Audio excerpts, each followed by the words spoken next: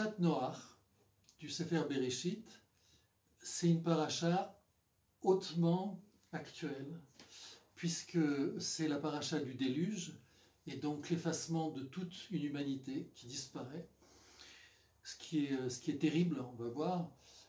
On a l'habitude de lire cette paracha, mais disparition de toute l'humanité avec aussi les animaux. Et puis aussi la situation dans laquelle on vit. Tout d'un coup, depuis un an, les choses s'accélèrent. Notre avenir se réduit, on ne sait plus ce que va être demain, après-demain. La maladie, les contraintes, les divisions, tout ça qui fait qu'on ne sait pas vers où on va. On s'inquiète. Et puis, il y a toute l'idéologie qui accompagne ces moments-là. C'est l'idéologie de l'Apocalypse, avec ce qu'on a vu dans le passé, la fameuse Apocalypse de 2012, et toute cette idéologie qui font qu'il y a une ambiance, une crainte d'une apocalypse, ce monde qui n'en peut plus, aussi au niveau écologique. Enfin. Et donc on se retrouve effectivement dans une situation qui se ressemble et qui vient rappeler pourquoi justement la Torah est du passé et de l'ordre du présent et de l'ordre du futur. Et donc, si la Torah nous demande de relire chaque année la parashat Noach, c'est parce qu'elle est de l'ordre du futur et pas du passé.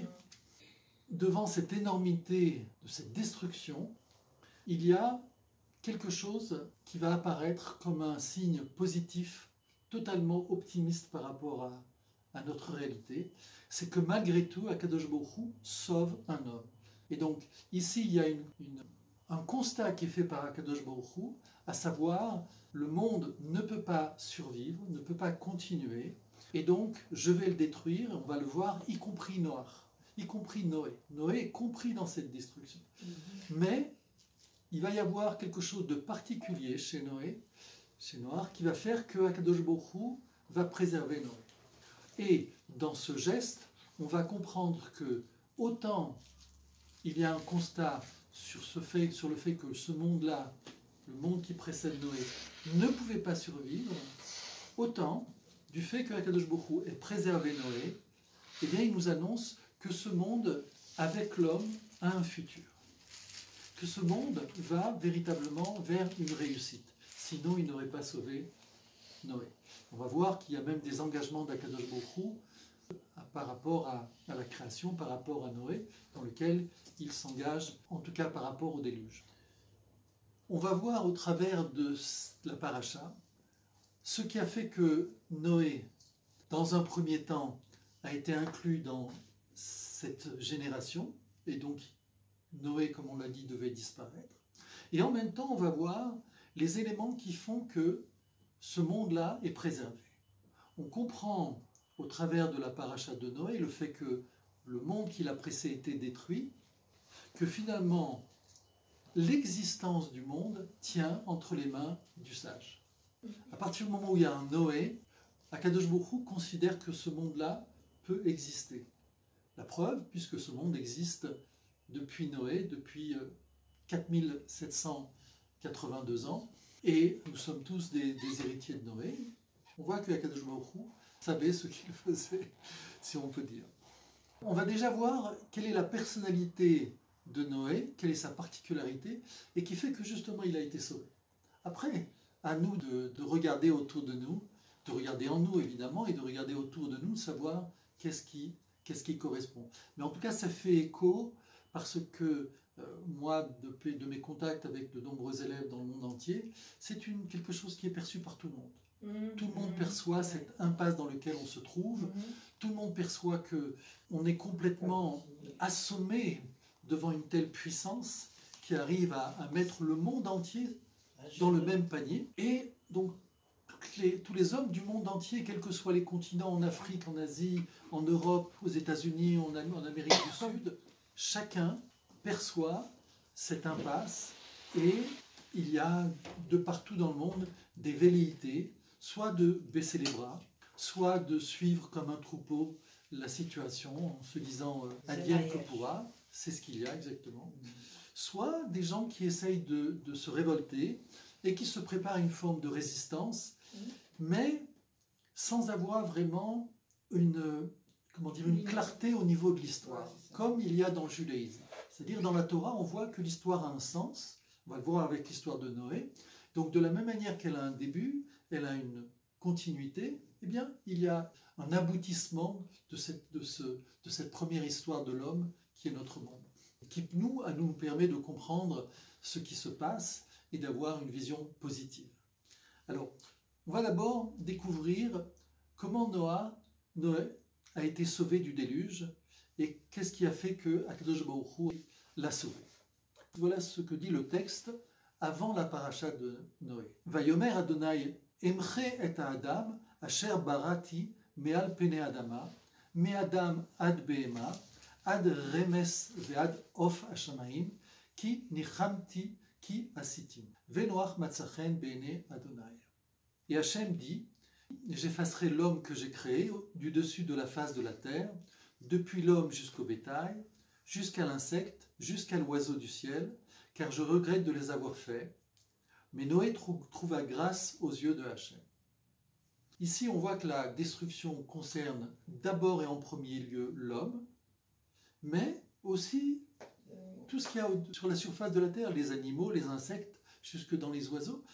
Donc, on comprend ici que c'est l'homme qui est concerné par la faute, mais c'est toute l'humanité, avec les animaux, les bêtes, qui sont concernés. De là, on comprend la responsabilité qui a été donnée par le Créateur, par Akadosh Baruch Hu, à l'homme. Il a vraiment lui a donné entre les mains toute la maison à s'occuper, toute la maison à gérer, y compris le jardin, ce qu'il y a en dessus, ce qu'il y a au-dessous.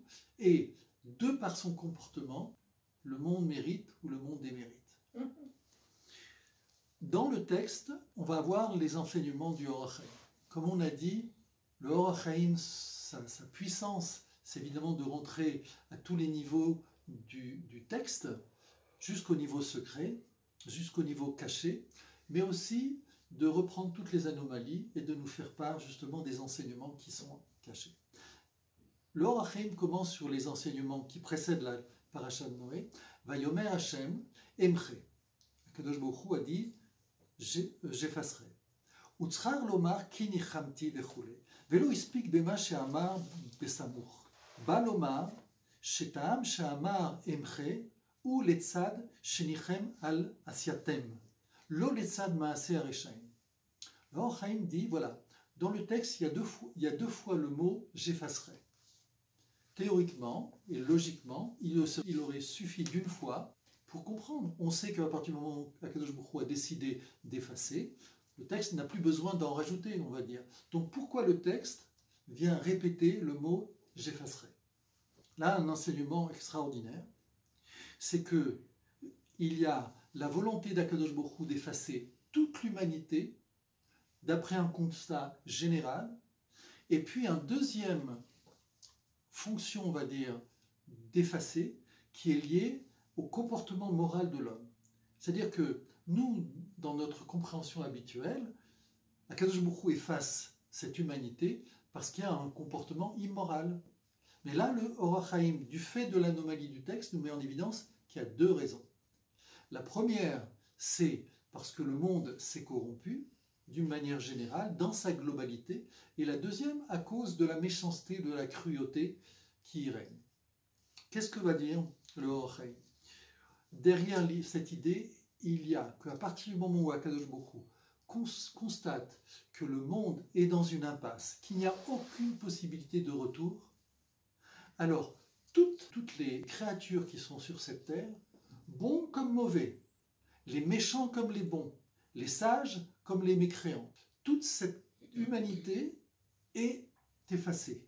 Le Or HaChaim va plus loin en disant que, en premier, ce sont les tzadikim, ce sont les bons qui disparaissent. Et ensuite, c'est-à-dire que, à partir du moment où Akadosh Baruch Hu s'aperçoit que, on va donner un exemple tout simple, la voiture est irréparable, peu importe qu'il y ait à l'endroit dans la voiture des pièces mécaniques qui pourraient fonctionner, du fait que c'est la voiture dans son entièreté qui ne peut plus être réparée, qui doit aller à la casse, eh bien, c'est le constat. Le monde est arrivé à ce moment-là dans une impasse qui fait que, quels que soient les aménagements, les arrangements, les efforts de certains, le monde était voué à la destruction et à l'impasse. Et donc, Akadosh Baruch Hu, pour éviter, pour préserver le monde, eh bien, il a préféré arrêter les choses à ce moment-là et faire disparaître ce qui provoquait sa destruction, sans pour autant détruire l'homme. Puisque, en effaçant ce qui était au-dessus de la terre et en préservant Noach, la nature humaine, le corps humain, l'homme, l'animal, a été préservé. Donc, fondamentalement, ce n'est pas une destruction de l'humanité dans son entièreté, mais un mode de fonctionnement, de comportement qui disparaît et qui va revenir avec Noé sous une forme réparée. Voilà pour la première approche. Dans cette approche, on comprend que la notion d'apocalypse, qui est mise en avant dans certaines philosophies, dans certaines religions, n'a pas sa place dans le judaïsme. À partir du moment où Akadosh Baruch Hu a décidé de sauver Noé, eh bien, il y a fondamentalement un constat que le monde dirigé par l'homme peut réussir. Toujours avant de parler d'introduire la paracha de Noé, il y a le texte qui vient nous dire que Noé a trouvé grâce aux yeux d'Akadosh Baruch Hu. Au travers de cette expression, le Or HaChaim va nous expliquer qu'est-ce qu'il y a derrière cette grâce, qui fait que, bien qu'il aurait dû être inclus dans la destruction, il y a quelque chose qui fait qu'il a été sauvé. Là, on rentre dans une problématique générale, à savoir que l'idée de grâce, dont s'est emparée certaines philosophies et certaines religions, ont mis en avant l'idée que la beauté de l'homme, la grandeur d'un homme, sa réussite, c'est pas lié à ses actes. C'est pas lié à ce qu'il fait, c'est pas lié à ce qu'il pense, c'est la grâce. À partir du moment où la grâce tombe sur cette personne, eh bien, il est sauvé de tout, la réussite est devant lui. Elle vient de cette idée ici, que l'on a dans la paracha de Noé, qui fait que lorsque des nations, des religions ont lu la Bible, sont tombées sur le texte de Noé, qui ont découvert que finalement Noé n'avait pas de mérite, si ce n'est que la grâce, on a conclu que c'est de manière gratuite qu'on est sauvé dans ce monde. C'est-à-dire que tout ce qui fait que ce monde aujourd'hui est en péril, qui vient du fait que l'homme fait mal son travail, et c'est ce qui s'est passé précédemment, c'est-à-dire cet effort, cette action qui caractérise le sage, qui fait un effort pour construire ce monde, eh bien tout ça disparaît. C'est simplement la magie de la grâce qui fait que le monde va réussir.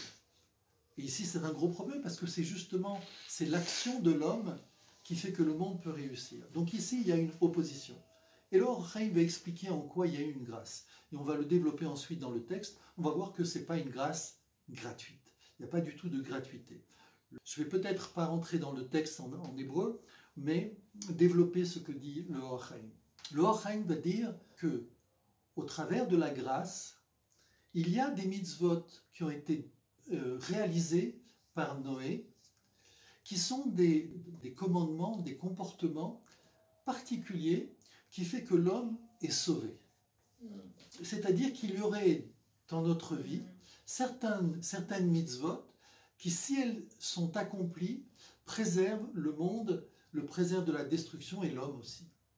Et le Or HaChaim d'expliquer que justement Akadosh Baruch Hu ne nous a pas fait savoir quelles étaient ces mitzvot, pour que le monde ne se mette pas justement à pratiquer ces 3-4 mitzvot. Je sais qu'en faisant 3-4 commandements, je vais préserver ma vie, je vais préserver celle du monde, ce qui ne va pas m'empêcher par ailleurs de faire des méfaits, etc. Là, je suis protégé. C'est excellent pour tous les voleurs, tous les bandits. On fait 3-4 mitzvot, comme le parrain, on fait 3-4 mitzvot, et puis ensuite, on est absous de tous les crimes. On est gracié. On est gracié. Voilà. Exactement, on est gracié. Et donc, Akadosh Baruch Hu ne nous a pas dévoilé ces mitzvot. Mais on va voir qu'au travers du comportement de Noé, il y a des choses qui vont apparaître. Alors on va lire maintenant la paracha et faire apparaître les qualités qui ont permis à Noé, celles que le texte nous donne, d'être sauvé. Le texte donc commence par « Et les toldot Noach ». Voici les engendrements de Noach. Je cite maintenant le Or HaChaim, on va donner la traduction et puis l'enseignement.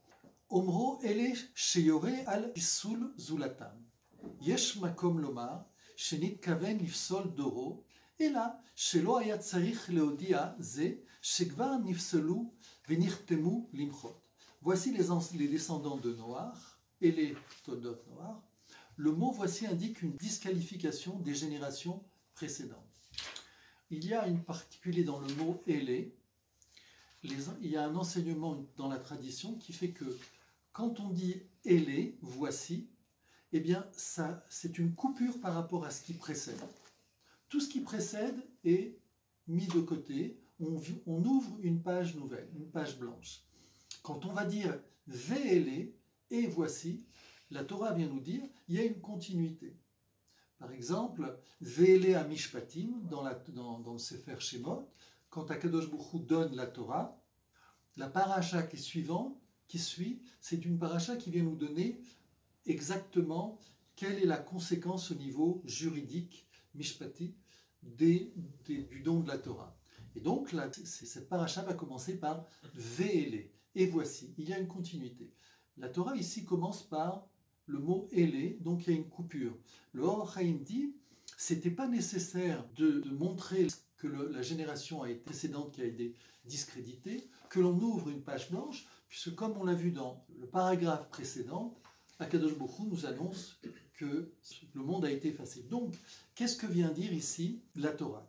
Le mot central ici, ça va être le mot Toldot. Voici les engendrements de Noé. Donc, on va comprendre quels sont ces engendrements.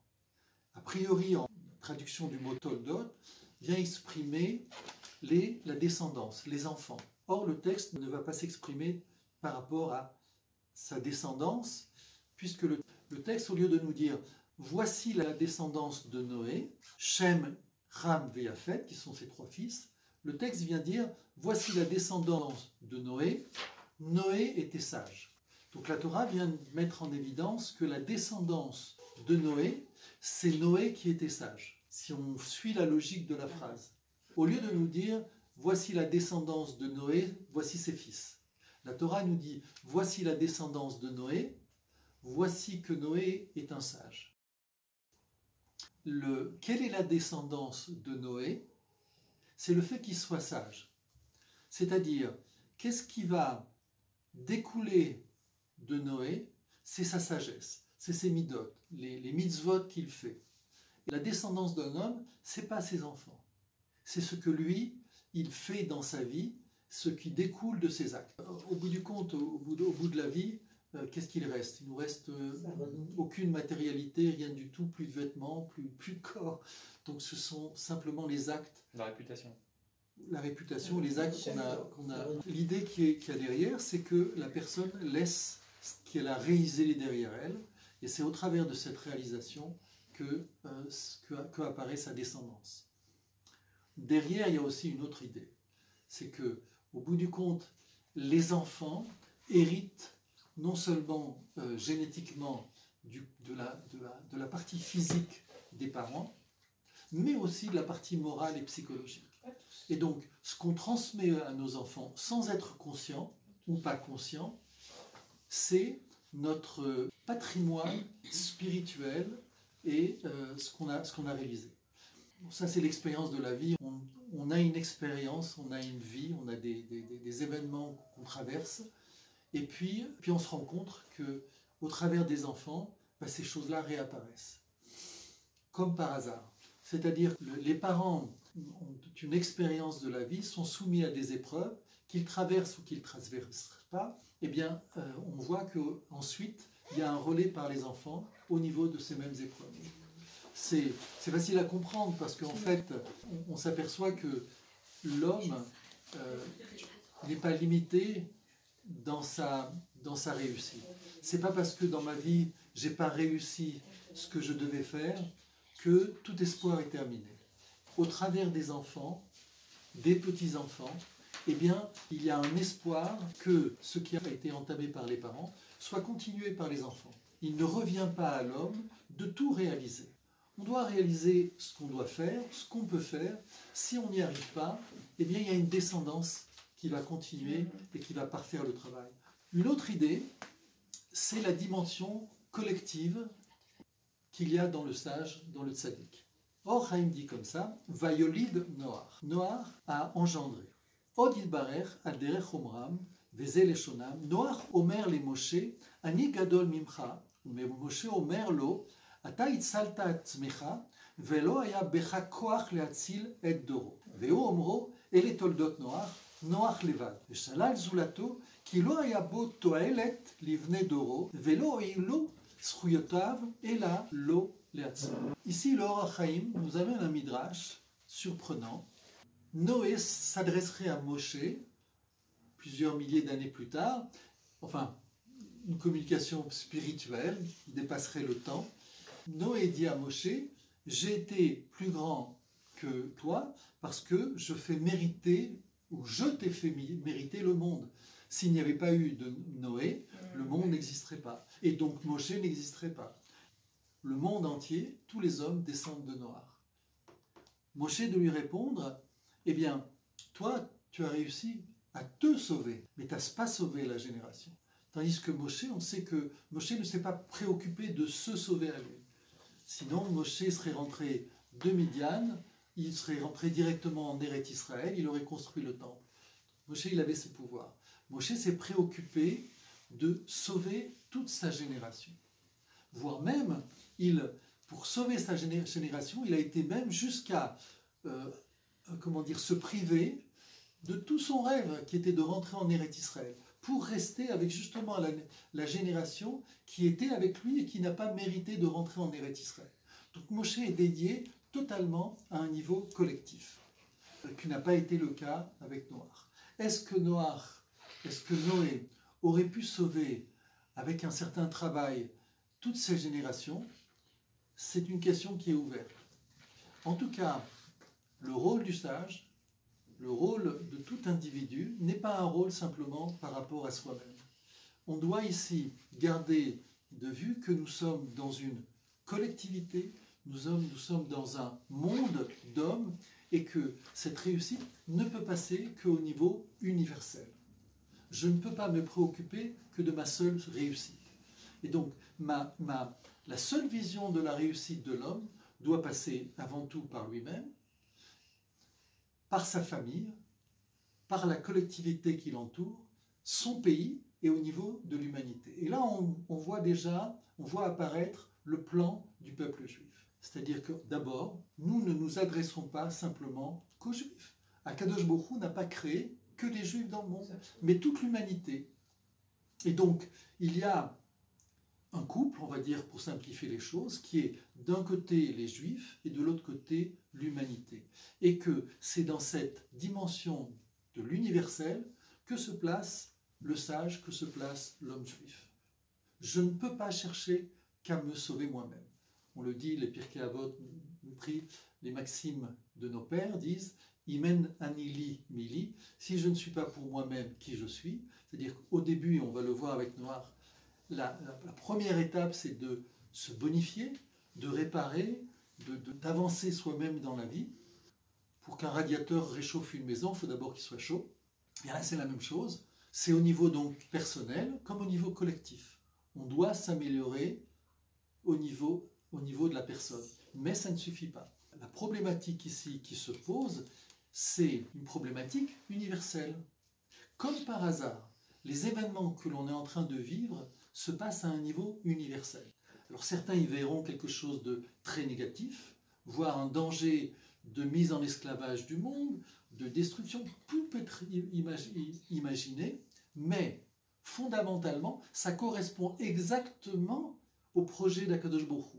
Ce monde doit se situer à un niveau universel. Le monde ne peut pas être sauvé que ce ne c'est pas simplement que certains individus, comme Noé, qui peut espérer et a droit à la vie, mais c'est toute l'humanité. C'est la différence que vient nous dire le texte Or HaChaim et nos sages entre Noé et Moshe. Il est important ici de préciser, au niveau de la communication, la responsabilité sur la personne qui transmet le message. Ça veut dire quoi? Ça veut dire que quand je parle avec quelqu'un, je dois m'assurer, pas de ce que j'ai dit, je dois m'assurer de ce que l'autre a compris.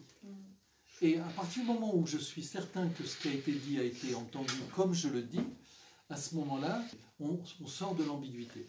Donc, il y a quand même une responsabilité sur Noach par rapport à cette question, est-ce qu'il lui aurait été possible de sauver cette humanité? Ou est-ce que c'était, comme on l'a dit, le mal était arrivé à une telle dimension que c'était un point de non-retour. Autre chose que dit le texte, Vele toldot Noach ichsadik. Voici les engendrements de Noé. Noé était un homme sage. La Torah et les sages vont lire de manière littérale. Voici les engendrements de Noé. C'est-à-dire, qu'est-ce que Noé a pu engendrer? C'est lui-même. Et alors là, on rentre dans la véritable question par rapport à Noé. Noé était-ce véritablement un sage ou simplement quelqu'un qui sort du lot dans ce monde, et s'il avait été à notre époque, ça ne serait pas un sage? Qu'il était sage dans sa génération. C'est pas il était sage. Si on avait voulu nous dire dans l'absolu c'est un sage, le texte n'aurait pas dit dans sa génération. Il serait arrêté à là, il aurait dit il est sage, point. Tandis que là, le fait que le texte précise dans sa génération, alors il y a plusieurs explications, hein, comme d'habitude. Avec le texte et le Or Haïm, certaines idées apparaissent d'elles-mêmes. Dans cette question, est-ce que Noé était un sage dans l'absolu, ou est-ce que Noé était un sage pour sa génération et dans notre génération, ça ne serait pas le cas? Mais la Torah, ici, va mettre en évidence que le livre de Bereshit, l'histoire du monde, commence avec un homme. Puis ensuite, on va voir, va apparaître une famille. Puis ensuite, on va voir, va apparaître une famille et des enfants. Puis ensuite, que ça va apparaître avec un peuple. Donc, il y a une évolution, on va dire, cellulaire, qui fait que les choses n'arrivent pas au hasard. Pour qu'on ait une famille, pour qu'on ait une collectivité, pour qu'on ait un peuple, eh bien, à la base, il faut un homme, entre guillemets, saint. Donc, la réussite de Noé, c'est justement d'être cet homme à partir duquel, eh bien, il va pouvoir exister d'autres hommes. Le texte, justement, nous le dit. Et les toldot Noé, sage. Les Chachamim ont expliqué que quels sont les engendrements de Noé? C'est Noé. Mais ici, c'est fondamental, parce que si l'homme n'aboutit pas par rapport à le projet, par rapport à son être, il n'y a pas de réussite. Il va simplement après reproduire ces mêmes faiblesses qu'il va transmettre avec ses enfants, et on ne va plus en sortir. Donc on a besoin d'une humanité. Si l'humanité part à partir d'un seul homme, ce homme-là, entre guillemets, il doit être parfait. Donc, quel est l'accomplissement de l'homme? C'est lui-même. D'abord, tu veux aider les gens, mais commence par t'aider toi-même. Commence par comprendre déjà les bases de la psychologie par rapport à toi-même. Après, tu chercheras. Si tu cherches à être psychologue avec les gens pour résoudre tes problèmes, c'est une catastrophe. On règle d'abord ces problèmes, ensuite, on va aider les gens. Ici, c'est l'idée. Noach, d'abord, s'accomplit. En s'accomplissant, il permet à l'humanité d'apparaître.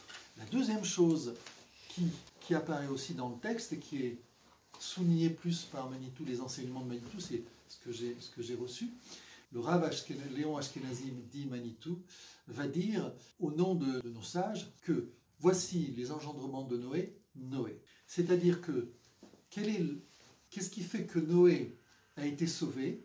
Il a été sauvé dans ses engendrements qui sont dans lui-même. Qu'est-ce qui est dans Noé? C'est toutes les générations qui sont contenues en lui et qui sont en puissance mais qui ne sont pas réalisées. Qui est contenu dans Noé? C'est Abraham. C'est-à-dire que, et le texte, je ne rentre pas dans les détails, mais on peut lire le texte et faire apparaître que finalement, le point de mire qu'il y a au travers de Noé, c'est Abraham. Et donc, ici, ça nous permet de comprendre quelle est cette grâce. Cette grâce qui a été donnée à Noé, c'est une grâce qui fait référence à quelque chose de l'ordre du futur, qui est en gestation chez lui, qui ne va pas pouvoir apparaître, ne serait-ce que parce qu'il va commencer le monde. Mais du fait il y a dans Noé un Abraham, c'est-à-dire qu'un homme qui va pouvoir porter les trois grandes religions, et puis toutes les philosophies qui entourent Abraham, qui porte l'espoir du monde, eh bien Noé a une grâce. Et on voit que maintenant, cette grâce, elle n'est pas gratuite. Il y a un véritable potentiel dans Noé qui justifie qu'il a été sauvé. Et comme par hasard, Abraham va apparaître sous l'apparence de la charité. Abraham, c'est ce comme on le présente habituellement, c'est celui qui a une tente avec 4 portes qui permet d'accueillir les gens. C'est celui qui s'adressait à tout le monde pour essayer de faire passer les vertus qu'il possédait, entre autres l'absence d'idolâtrie, entre autres la générosité, et qui va permettre au monde de posséder ces vertus. Manitou expliquait que Abraham nous a permis de manière définitive et totale d'acquérir la vertu de la charité. C'est-à-dire que nous qui sommes arrivés dans le monde, on n'a pas commencé déjà à vivre, on n'a pas commencé à faire preuve de nos qualités, de nos vertus, que Abraham nous a déjà fait hériter des qualités de charité. Manitou, de donner un exemple, c'est Ishmaël, qui est une autre branche par rapport à Israël, par rapport au judaïsme, Ishmaël qui est l'islam, et bien on voit dans l'islam, qui est un héritier d'Abraham, qu'il y a ces vertus de charité. D'une certaine manière, mais en tout cas, elles existent. Et donc, il y a vraiment, au travers de Noé, une perspective qui est donnée dans l'espoir du monde, l'espérance du monde. L'espérance du monde apparaît au travers de Noé, qui permet d'avoir le mérite et la grâce d'être sauvé de la destruction du monde. Et on va voir donc aussi un grand principe qui va apparaître. C'est que pourquoi Noé est sauvé, une des explications, il est sauvé parce qu'en fait, au bout du compte, au bout de 10 générations, il y a Abraham. De là, nos sages, on en déduit que ce sont les enfants qui sauvent les parents. Et donc, c'est une force d'espoir extraordinaire. C'est-à-dire que, bien sûr, qu'on essaye de faire de son mieux dans la vie. Bien sûr, on essaye de tout réussir. Mais on n'y arrive pas. Pourquoi ? Parce que c'est que des hommes exceptionnels qui peuvent prendre tout le paquet sur leur dos et tout réussir. On est forcé à un moment donné d'abandonner un projet. On ne va pas y arriver, on n'a pas le temps. Il y a plein d'autres choses, il y a plein de priorités. Eh bien, la Torah vient nous dire l'espoir, l'optimisme, la réussite est au bout. Ce n'est pas parce que toi, tu n'as pas réussi cette tâche que c'est terminé. Tu as des enfants qui vont continuer cette tâche. Et donc, un grand principe, les enfants font mériter les parents. C'est beau. C'est toute l'histoire d'Israël. C'est l'histoire d'Israël qui est traversée par une catastrophe, qui est la Shoah. Bien qu'on sache que l'État d'Israël apparaît bien avant, Herzl, le projet d'Herzl se présente 40 ans avant malheureusement la Shoah. Mais au travers de cette catastrophe, on voit que Israël reprend un flambeau et du dedans de ce désespoir, de cette catastrophe, de cette destruction, voit apparaître un peuple de la vie, de la force, de la puissance. C'est extraordinaire. Donc ici, effectivement, on a la preuve. Je crois que c'est important de le dire parce que pour certains qui ne sont pas juifs, qui n'ont pas accès à la Torah, qui n'ont pas accès à cette lecture de la Torah, ils peuvent se dire c'est trop dur, on ne va pas pouvoir, malgré notre résistance, malgré nos efforts, on ne va pas pouvoir se battre contre ce géant qui est devant nous. Ici, on a une perspective totalement positive basée sur l'expérience de la Torah. Les deuxièmes raisons de l'apport du sage. Ish, Pirouche, Eyoto Ish Adama. Au travers du mot Ish apparaît le mot l'homme de la terre, le fermier. Et le Orachim continue. Achelo Noach, lo haya lahem kli mecharisha veu ichin lahem vechule. C'est-à-dire que jusque Noé apparaisse sur terre, il n'y avait pas d'outil pour labourer la terre. Lorsque Noé est apparu, eh bien, il a créé la charrue et à partir de là, on a pu labourer la terre. Ce qui ressort ici, c'est tout simplement l'apport technologique du sage. C'est-à-dire qu'il ne vient pas simplement pour revendiquer la partie spirituelle dans le monde, élever au niveau des vertus simplement le monde, mais au niveau matériel. Le rôle du sage n'est pas simplement d'intervenir dans ce monde au niveau spirituel, mais aussi au niveau matériel. Et Manitou nous donnait un exemple, il nous disait que les sages de la Kabbalah étaient, était porté sur la technologie, sur la physique. Bien sûr. Et ces sages-là, à chaque fois qu'ils se prêtaient à des expériences, eh bien, ils allaient au mikvé. C'est-à-dire que de la même manière que en commençant une étude sur la Torah, sur les textes, nos sages vont au mikvé, prendre un bain rituel pour pouvoir aborder les choses de la sainteté, eh bien, de la même manière qu'ils abordaient les secrets du monde sur le plan de la physique, ils allaient au mikvé, ils allaient au bain rituel. Quelle est l'idée? Eh bien, de la même manière que sur le plan spirituel, je cherche à découvrir la présence d'Akadosh Baruch Hu dans ce monde, de la même au niveau matériel, ce que je cherche à faire, c'est faire apparaître la présence d'Akadosh Baruch Hu dans ce monde. C'est ce que fait la science. La technologie, elle est bonne, elle est chère. La question, c'est qu'est-ce qu'on fait derrière. Et justement, c'est le troisième point. C'est la question de la droiture et de l'intégrité. Ish tzadik, un homme sage. Ou yesod haolam al derech omro. C'est-à-dire le sage, c'est le pilier du monde.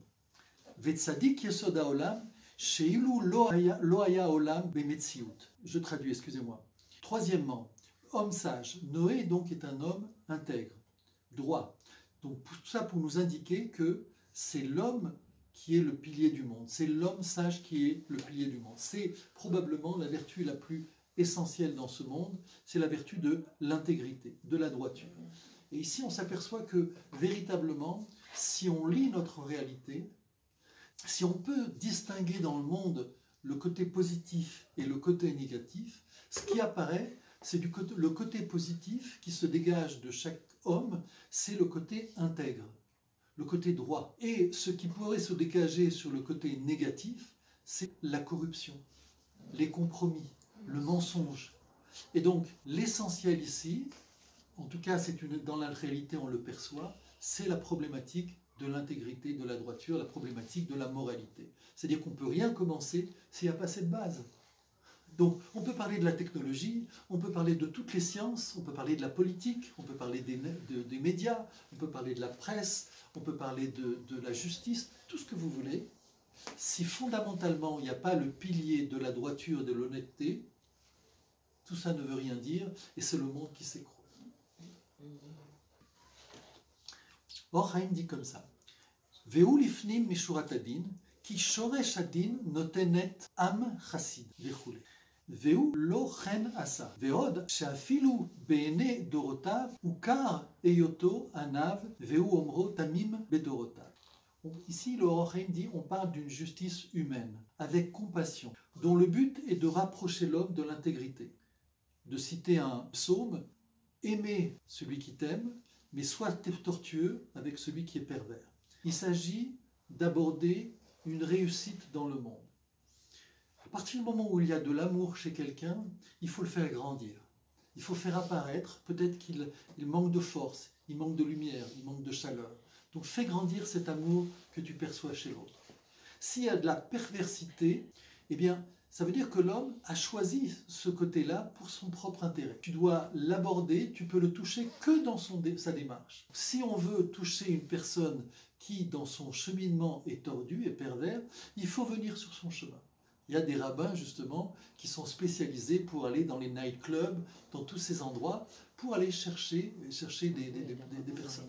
Mais surtout, la justice qui peut être appliquée, c'est une justice qui va vers la compréhension de l'homme et pas une justice stricte. C'est la loi. La loi est dure et il faut s'y conformer.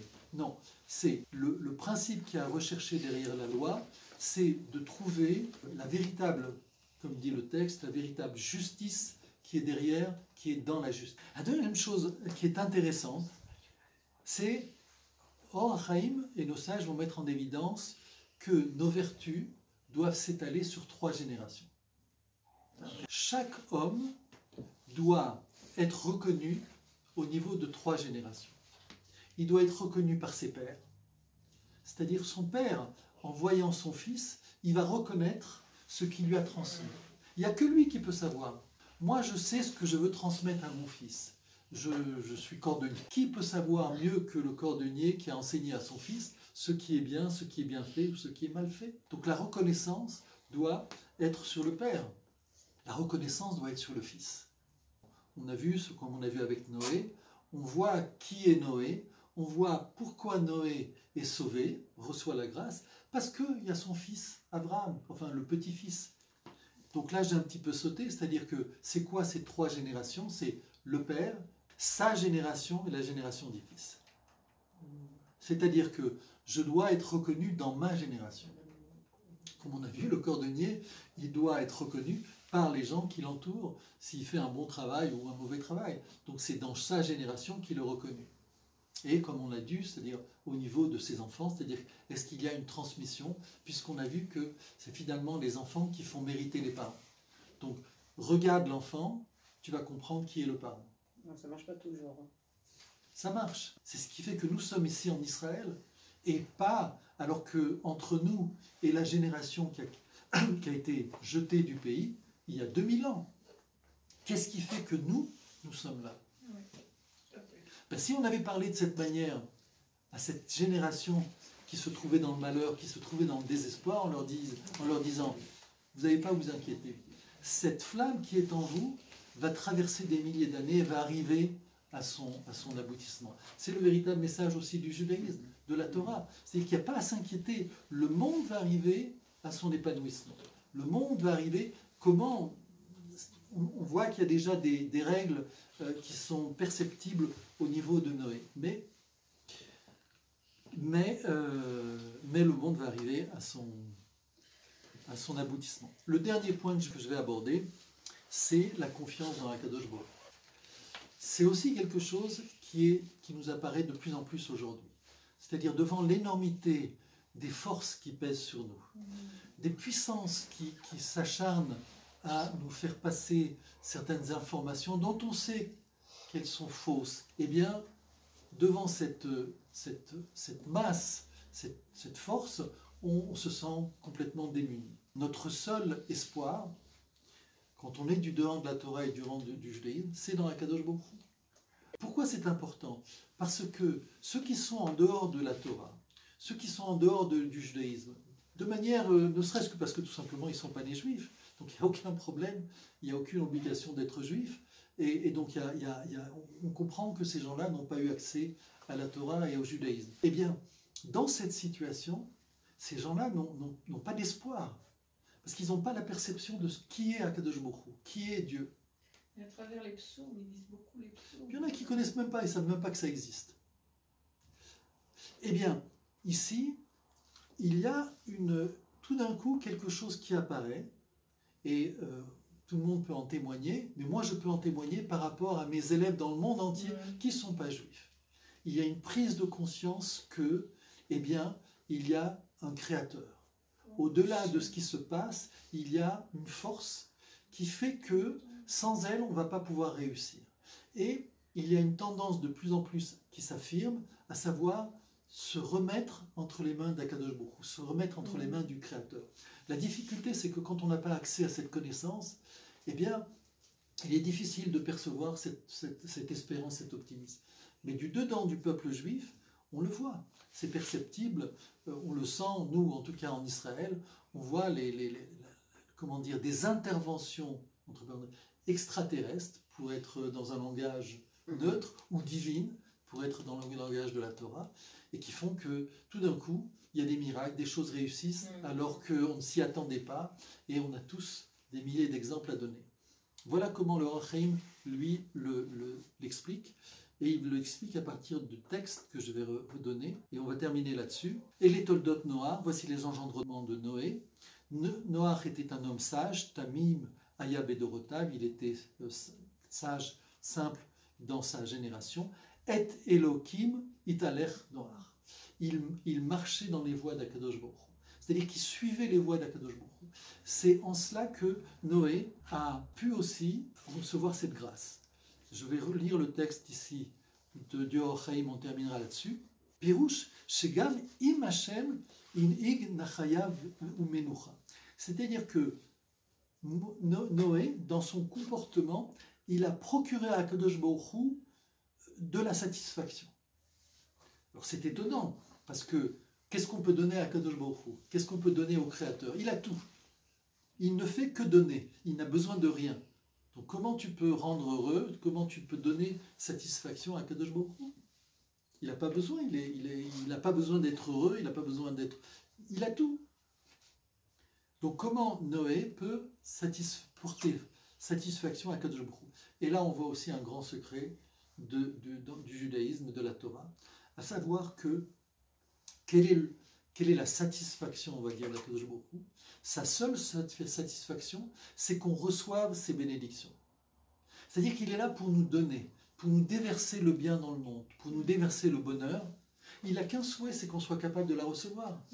Il est malheureux, entre guillemets, si on peut dire ça, quand il voit que tous ces bienfaits qu'il donne dans le monde, que fait que ce monde existe, tous ces bienfaits ne sont pas accueillis et recueillis, et que ceci s'applique à toutes les collectivités et au niveau universel.